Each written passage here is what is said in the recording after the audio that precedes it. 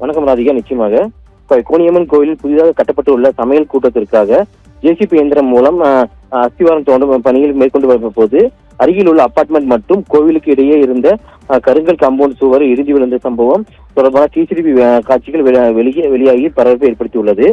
சுவர் விழுந்ததால் அபார்ட்மெண்டில் 2ஆம் பிளாக் 4 மாடிகளில் 30 குடியிருப்புகள் உள்ள நிலையில் இடிந்து விழுந்த காம்பவுண்ட் சுவர் தரத்தள குடியிருப்பு மீது விழுந்ததால் பலத்த சேதம் ஏற்பட்டுள்ளதாகவும் குடியிருப்பு வாசிகள் குற்றம் சாட்டி முன்வைத்துள்ளனர். இந்த சம்பவம் தொடர்பாக கோவில் நிர்வாகம், அறநிலைத்துறை அதிகாரிகள் மற்றும் கட்டுமான ஒப்பந்ததாரர்கள் ஆகியோர் கடந்த 24ஆம் தேதி அன்று அபார்ட்மெண்ட் அலுவலகத்திற்கு வந்து குடியிருப்பு வாசிகள் மற்றும் சங்க நிர்வாகிகளிடம் எந்தவித பாதுகாப்பு குறைபாடும் ஏற்படாமல் சேதங்களை விரைவில் சரி செய்து தருவதாகவும் உறுதியளித்துள்ளனர்.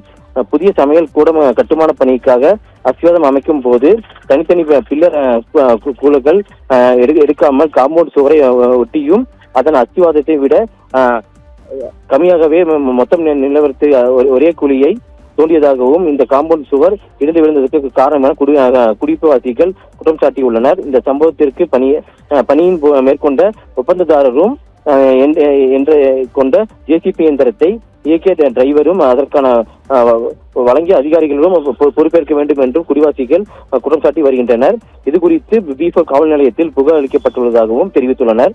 எனவே மாவட்ட ஆட்சியர் இந்த விவகாரத்தில் உடனடியாக தலையிட்டு அபார்ட்மெண்ட் ஏற்பட்ட சேதங்களை விரைந்து சரி செய்து தருமாறு தற்போது திறந்த வெளியில் உள்ள நிலையில் 81 குடிவாசிகளும் பாதுகாப்பு உறுதி செய்ய உரிய நடவடிக்கை எடுக்க வேண்டும் எனவும் குடியிருப்பு வாசிகள் மற்றும் சங்க சார்பிலும் கோரிக்கை விடுத்துள்ளனர். ராதிகா.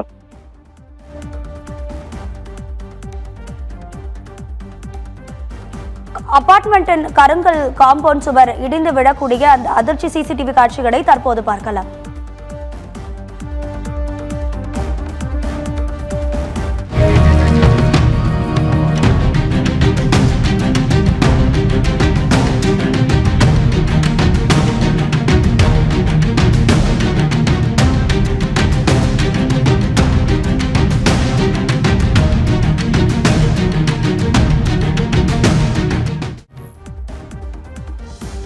தகவல்களுக்கு நன்றி நந்தகுமார்.